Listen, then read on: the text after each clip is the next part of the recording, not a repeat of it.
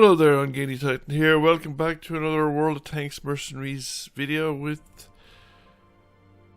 the FV215B183, the Death Star, British Tier 10 tank destroyer on the Malinovka assault map. So I was playing this basically as a break while I was playing or trying to get a decent game with the Object 279E.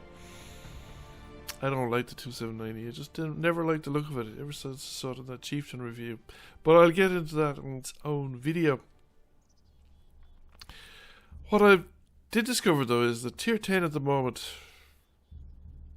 I actually think Tier 10 at the moment is not that particularly good. It seems to be dominated by heavy tanks, and heavy tank players don't seem to know what they're doing. The number of games that I was in where the heavy tanks outnumbered one side and failed to make any progress was just unbelievable in many respects. I suspect that the good Tier 10 players tend to play mediums and are probably not currently playing World Tanks, or currently playing Tier 10. However, so I was having a lot of games with the Object, so my heavy tank style doesn't working out very well then, because I tend to push hard and then I'd suddenly find that the position behind me had collapsed. Usually somewhat unexpectedly, because like I said, our guys would generally outnumber the tanks that were facing, and then you'd be surrounded and killed. So for breaks and for a bit of light relief, I was playing this thing. We're in Malinovka Assault, which I also regard as kind of a broken map. The problem with Malinovka Assault is that basically too many of the defenders stay on the hill, and you can't really defend the cap circle from the hill. You have to actually get off it, and you have to get fairly far off it. Now it's on the northern side, so you really only have to get off it on the northern side. But the enemy have a problem, the same problem. The game is, well, actually they have reasonable number of medium tanks, but there's not a lot of sign of them.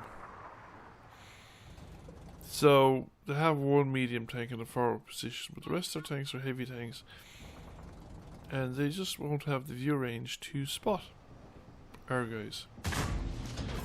Especially now that I've managed to find some bushes to hide behind, and I'm well behind the bushes. They might know I'm out here, but ooh, juicy. Assuming I can get to hit the side of the mouse. He's angled at the moment, and he's behind the building. And I'm depending on heavy tanks for scouting as well, which is a problem. Again, most of our forward tanks, we have a light tank in a good position, but he's not going to light up the mouse for me, because the mouse is further back and behind that building, that church or whatever it is. Now if you just stay still for long enough, another 4, 5, 6 seconds. Nope, going behind the building again. There's a number of enemy heavy tanks on the high ground, but again, they're not going to be able to see the guys. We've not putting cap pressure on, but we could. Certainly if we can clear out the mouse and a few tanks around it. Now both of my shots at the mouse have, I would say, probably fallen short. I don't know where they've actually gone, but they don't seem to have damaged anything anyway. They could have hit obstacles en route as well. They're high explosives, so they tend to detonate fairly easily, and they don't necessarily arm or penetrate through until they hit armor. And now he's out again. I don't want to shoot the turret. The turret's probably too well angled, and we don't want to put through the tracks. We want to go through into the body of the tank, which yeah, I mean, I'm quite happy with that. 1500. Removes nearly half his hit points, and if we could do it again, we'd have been finished. So we're just waiting for the reload again, and that's the big downside with this tank. You got to keep the gun firing, and you got to try and hit with as many of the shots, because you don't have a lot. And we have, well, we're pushing slightly. We have managed to clear out the tanks that were nearest the cap circle. The mouse is the only real obstacle at this point to us winning the game. That was a bit low, 900, but we'll take it. We've already got a respectable score. And the FE215B that pushed up. He's probably able to take out the mouse from this position. So I'm going to relocate because I want to be able to fire up the hill. There's an object 279E that I was talking about earlier on, which is why I'm playing tier 10 in the first place. Nothing's showing up. I need people to push forward and show me. Yeah, there he is. Yeah, it's a bit on the high side. I think that just bounced off. Don't know where the shot went. There's just so much bushes. Shouldn't have knocked that tree really. That might have given away my position. Although I'd say I'm out of view range. Getting up here now. Oh, there goes the 215B. Getting up here is a bit trickier because I'm going to be probably pushing up high enough. Might be a chance that I'd be seen. No, that's a bit on the high side. Yeah, no, that didn't go through either. 1254. He's a one shot if I can hit him. And like I said, that the 279, it's the fighting compartment is practically surrounded by ammo rack. So I found that it's very prone to ammo rack damage. And we finished it off. Nice strike. Enemy FE215. Now the light tank was proximity detecting the FE2 and the 279 from the base of the cliff, but he's moving along the cliff and he's now moved out of range of the FE215B, which is a pain in the ass because the other guy spotted anyway. And if he'd stayed where he was, I could have shot that FE215B. Now I've only 3 shells left, which I didn't realise at the time. I knew I was onto the 5 shells, but I don't think I realised that I was down to 3 at this point. But there's no point in wasting a shell on bush firing, not with a Death Star. With the FE215B, it wasn't the best hits, but we set the tank on fire and we managed to wipe it out before he put the fire under control. Now I don't know that it's because he didn't have a automatic fire extinguisher. We might even got him anyway because he usually allowed like 2 ticks. Although there was more than 2 ticks there, I think.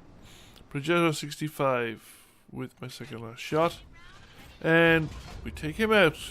This is looking good. Nearly 7,000 damage done. 1 round remaining. 5 tanks to go. There's an enemy Death Star. But it's pulled behind the Progetto and I don't have a clear shot and I don't see it anymore and I'm not fully loaded anyway. And I want to make my last shot count. Kranwagen is 108, it'll be a bit of a waste.